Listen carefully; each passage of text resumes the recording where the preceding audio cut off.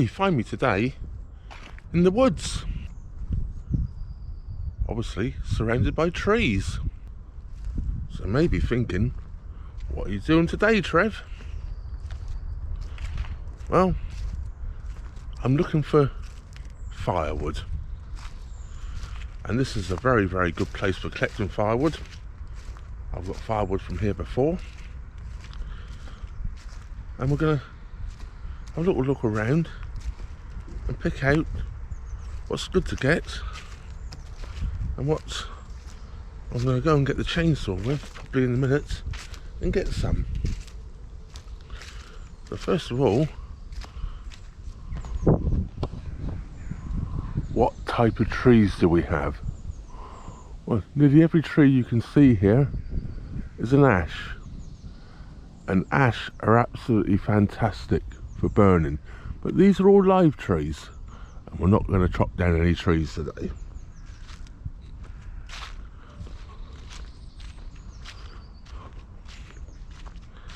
In this wood there is a mixture of ash, sycamore, the odd hazel, and a few other odds and ends. I've seen a holly, which obviously I'm not going to burn. Hazel burns well, and I've seen a couple of silver birch, which also burns well, but none of those are down. So what we're going to do is only pick wood which is down on the floor or hanging up dead in a tree. You know, now here we have an ash tree down, covered in ivy, as you can see, and I have taken some of this already. We creep through here, in the undergrowth, you can see where I've cut some out, and that's where I made my last cut. And it went all the way down through, and it was actually hanging up over on that tree there, and all the way down to there. I've taken all that out already, the firewood. You can see on the ground here some of the shavings and the chainsaw. It came all the way down here. You can see where it was resting on this other tree here. Went across there, and there's the twigs over there from that tree. I've stopped collecting from this tree because of the pressure now onto the ground where it is and the angle of it, and if I try to saw any more off, it's just jamming the chainsaw, and without being able to get a lever underneath there and prop it up, and it's a bit too heavy for me to do on my own, there's no more coming off of that from me at the moment.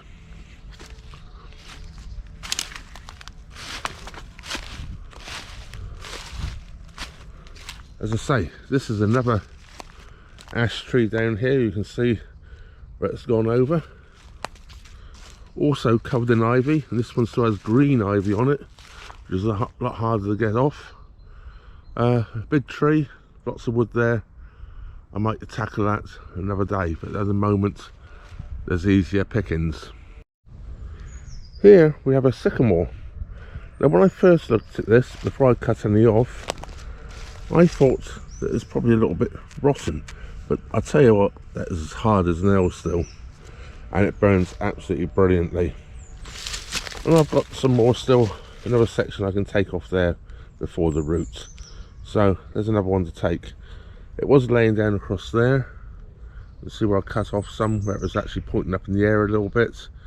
Then it went down onto the ground, so I managed to turn it around, put it onto this other stump here, to just lift it up in the air, just so I'm not cutting with the chainsaw down into the dirt and wrecking my chainsaw blades. Well, we can see here another ash tree down. This one's been well harvested by somebody else. I think it went right through to over in the corner there. I'll show you where it ended up through these trees. That's just a little bit too much for my chainsaw. As you know, I've got a cordless chainsaw, and it's a 16-inch bar on it, and that's probably 24 inches in diameter there. That's a bit too much, so I won't be tackling that one. Another ash here, but that one people have been cutting pieces off. This has obviously been cut off of there. It's a little bit on the gone too far side for really. It won't burn very well. It'll produce a lot of ash. And I guess that's another bit there which has been cut off of that, and somebody sat upright. Lots of knots in that. That's not going to be easy to work. But the other tree, which I pointed out just now, I believe came down over here. You can see all the top branches here where that came down from, and I have harvested a lot of the bits up to these top branches. There's still some nice pieces of wood down in here that could be harvested out yet. When this tree came down, I think it brought this one down here, which was a sycamore, and it just goes through there where I've taken the section out through there. Now I got all tangled up in the bushes there. But there is some more there which could be harvested down through there, perhaps at a later date, if once again, if needs must, and the harder the harvest stuff becomes a necessity. Pieces like this are just far too gone. It's another ashtray, but that one will leave for the termites and the ants and the bugs and worms to eat, and come back in 50 million years and we'll dig up the coal. There's lots of trees down over here, but once again, they've been down a long time and are not at their best. So while there's better wood around, I'm not going to even contemplate trying to gather it.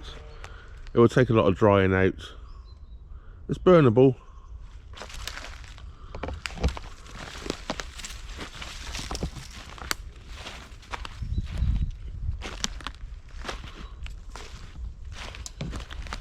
Yeah, this here has still got some solidness to it, and you could burn some of it, but I'm not going to try. There's some laying down in here which I could harvest. I think there's a piece of hawthorn there. You can see here there's an ash stump left here. Someone's been cutting that about. Nothing to do with me, I can assure you. As I say, I don't cut down anything that's standing.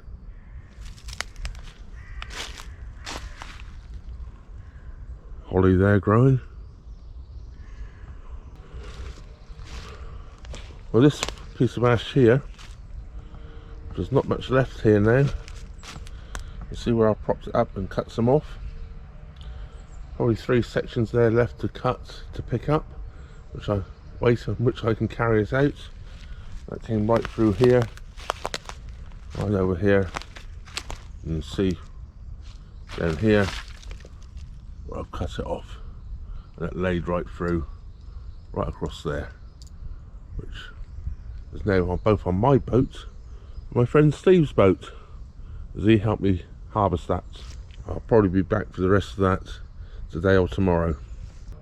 Now I harvested this log from starting from there, where I've taken off a few sections from this end, but from here onwards you can see where it was, and you can see other saw cuttings here where somebody else harvested it, and it comes all the way up here to this bit here, and I've taken off the other bit from the other end, and that came from this tree here. You can see where the split was, where it came down from, and from this section here onwards was the split piece I have on the top of my boat already. Well, actually I've cut it up and I've been burning it since. Lovely seasoned ash. If we walk on through the woods further on up through there, there's plenty more wood to find. It's an excellent place for gathering firewood.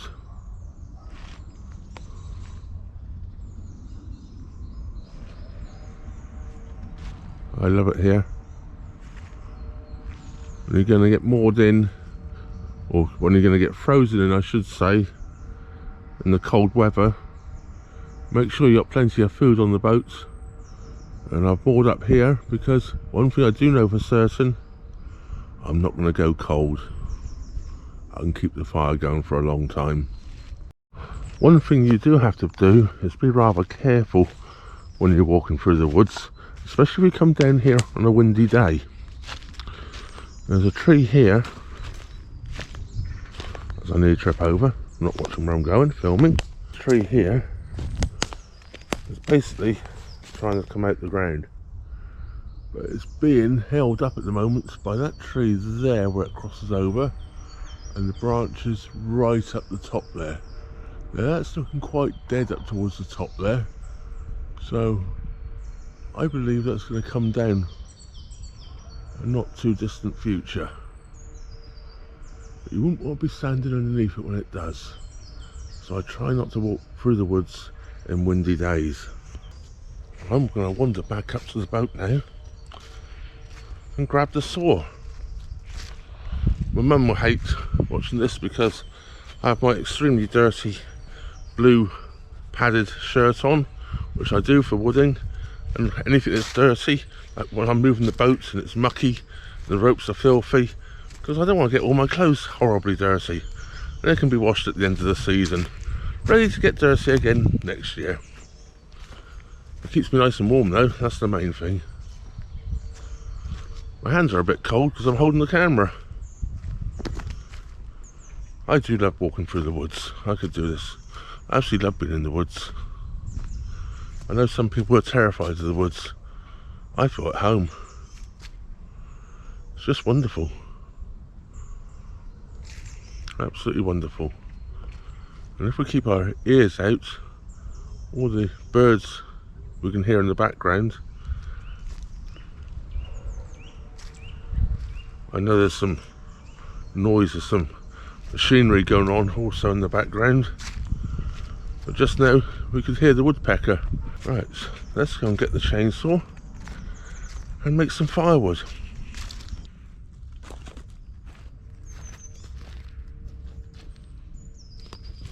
Right, so I have my chainsaw now. Let's make this piece ready to saw off. I need to adjust it slightly so it's sitting over the top a little bit better, so it's not going to create a jamming effect as I saw through.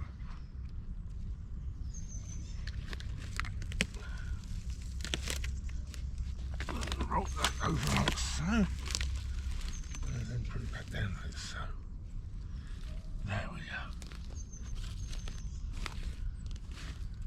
Take it off about there. Split as much as I can carry at once.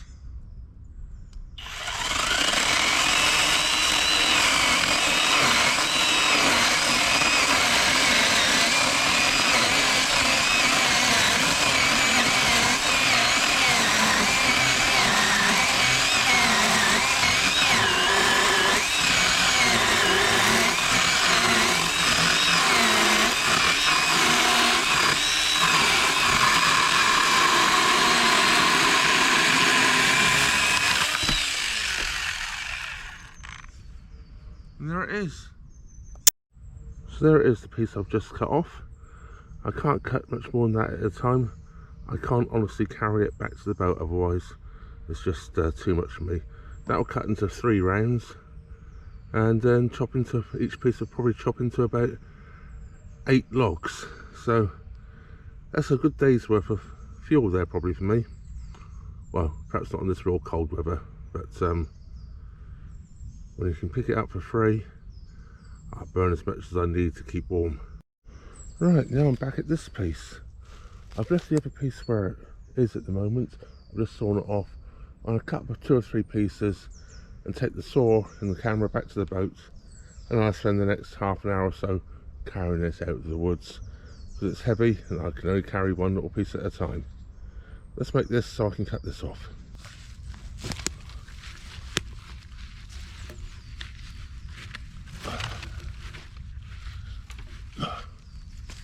It's heavy. I'll try to drag it this way a bit so I'll push it.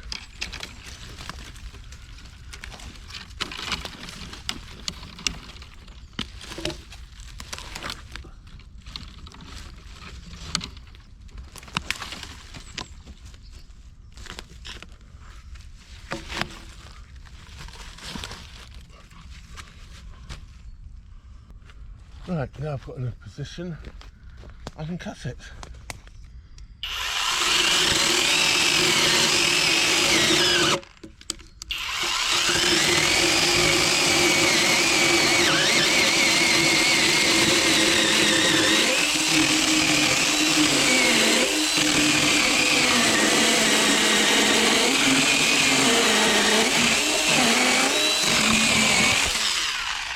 There we go.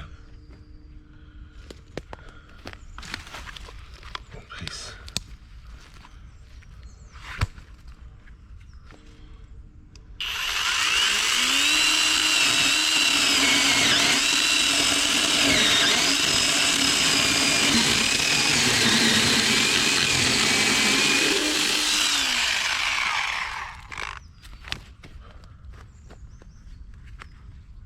Just going to sit this log on that end. So every time I put pressure on it, it's balancing and coming across in like a seesaw. So there it goes again.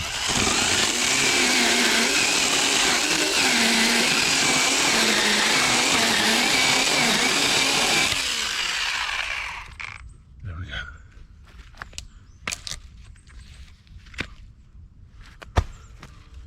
I'll take this knobbly bit off the end here.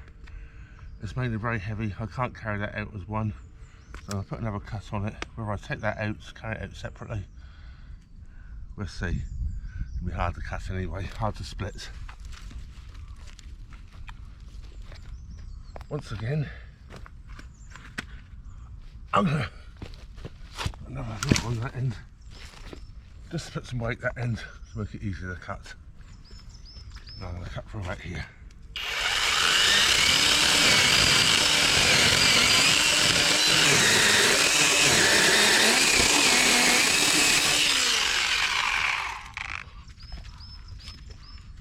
There we go. Job a good one. That's all I'm going to cut up today. Really exhausted. Let's get the chainsaw back, camera back to the boat, and then I'll come back and carry the wood out. I can't show you me carrying the wood out. I can't hold the camera and carry it at the same time. Well, here's a couple of photographs I've taken of some of the wood I've already got out. Sort of processed some of it's all split up, some of it's left in big pieces, and some of it's in rounds. And this is what I've got out already over the last couple of days. Well, I'm now back at the boat. Chainsaws sitting on the back deck. Now, although the batteries still have some life in them, this cold weather, I do know they don't last anywhere near as long as they do when it's a little bit warmer. It's 0 degrees outside at the moment, according to my phone, so it's definitely a little chilly still. I'm going to put the batteries on charge whilst I go and drag the wood out. So if I decide to saw any up later on and make it into rounds and split it, I'm good to go. We're ready to charge batteries. But we'll see how that goes. I'll see how I feel later. Time I've lumped all that out, I might not feel like I want to do any more. It'll be lunchtime by then as well, so I'll probably come in and have some lunch. It smells absolutely gorgeous. It's on the stove at the moment, simmering away. Wood burning stoves, great for cooking on as well. Free cooking as well as free heating. Can't beat that, can you? So I'm actually standing inside the boat, a little bit out of the wind. I was using the boat to keep the wind off the camera a bit there. You may wonder where I get all this knowledge from the trees and the woods and everything. I don't know really. Well, I might have picked up years and years ago. My grandfather was at home in the woods. He did coppicing, he was always getting wood out of the woods. He had a big old 1-cylinder Lister engine, not chainsaw, circular saw he used to cut it all up with in his back garden. He used to cut it out of the woods.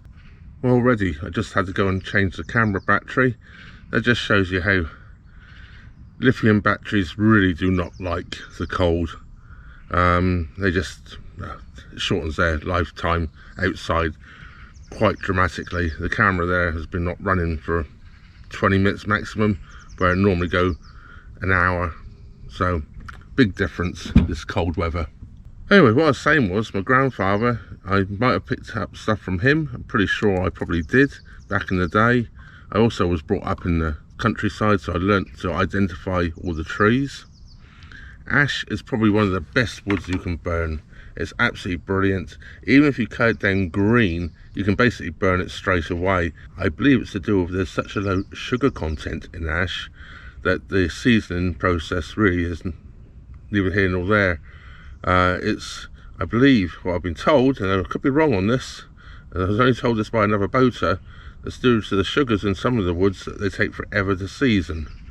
Well, that's right or wrong, I don't know. It's the sap is all I know, is you've got to try and get out, so I guess it's whatever's in the sap, how long it takes to make that burnable. Anyway, all of everything I've got has all been down. It's been, I don't know how long it's been laying on the ground, a year, 2 years probably, so it's all well seasoned. It may be a bit damp, but by the time I cut it and split it, put it on the roof, let the wind blow through it for a couple of days, then I put it around the hearth of the fire for a few hours to make sure it's really dry before it goes on the fire. In the photographs I took earlier, the fire was actually going, and the chimney was in the photographs I noticed, and there's not a breath of smoke coming out of the chimney, and I'm burning this wood that I picked up around here in the fire at the moment. It's lovely and warm and toasty in the boat. As you can see, it's smokeless. Well, I'm now going to go and carry my plunder out of the woods. Yeah, I'll be tired by the time I've done that. It's quite a trek back up through those woods. It's not far, but it's all uphill, and with the sticky ground at the moment, it's very sticky underfoot. By the time you get back up to the towpath, your shoes are 5 or 6 times heavier than they should be, and when you've got a big lump of wood on your shoulder, yeah, it's a for me anyway, by the time I get back to the boat. But it's all well worth it. As I said, I probably get the love of being in the woods from my grandfather. I know he loved being in the woods, and I will continue to do it as long as I can. There's something about collecting your own firewood and keeping yourself warm, and especially when it doesn't cost you anything. Now, just a point of interest, I was starting to do a video back in last spring of all the different trees along the cut. It was a request of one of my Patreons. When I started to put it together, I actually had a separate SD card I was using just for the trees, because in different areas you get different trees, and I wanted to try and incorporate as many as I could, identifying as many as I could, so perhaps other people could identify them. And I was going to give a little talk about each tree, especially use them as firewood. But anyway, I accidentally had that SD card in the camera one morning, and I thought I'd put a different SD card in, and I hit format. So I lost about, I don't know, I've been recording then for probably over a month onto that SD card, just little bits and pieces. There wasn't a month's worth of filming on there. There was probably only about 20 minutes worth of filming, but it was all different trees. So anyway, this spring I'm going to try and do it again. I'm going to try and identify as many trees as I can along the canal, or when I'm stopped, moored up, and tell you a little bit about them, what I know about them anyway.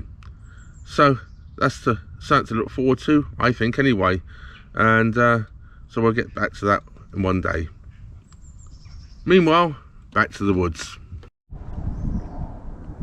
Well, there's my 4 pieces of wood I cut up. Waiting now for me to saw up, but I'm going to take some lunch first. That's those 4 pieces of wood now. There's 3 rounds cut out of each piece, ready for splitting. I might split a little bit of it, but the trouble is it's a lot easier to stack it on top of the boat when it's not split. I've got quite a lot already split up, so I'll probably just do a little bit just to get a little bit more done. Enough for tonight probably, or to replace what I'm going to take inside for tonight anyway. So let's get on with that. Well, I'm exhausted and filthy.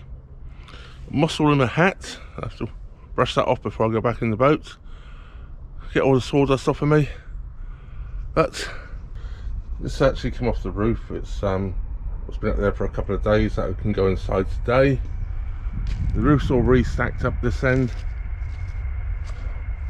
Fire's weighing right down now, so smoking a little bit. I put one huge log on there and went right down.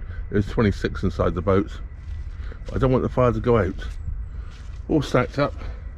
There's most of the rings here. All done, ready to go. I've split enough for today. Oh, what can I say? Time to end the video. Big thank you goes out to all my supporters out there. Absolutely fantastic. Whichever way you support me, you know, PayPal, Patreon and all the other methods. I thank you very, very much. Don't forget, if you're not already subscribed, please do subscribe and you'll see some real boat life. How boating actually is for people like me who can't afford to buy everything. And I actually get a lot of pleasure out of foraging my own firewood and burning what I've foraged and keeping warm from that. Well, I hope you enjoyed that little video. Perhaps not so little. By the time I edit it, I'm not quite sure how long it might be. I'm going to go in now, download this onto my laptop and get it edited for you. So that just leaves me to say, thank you very much for watching. Trevor out.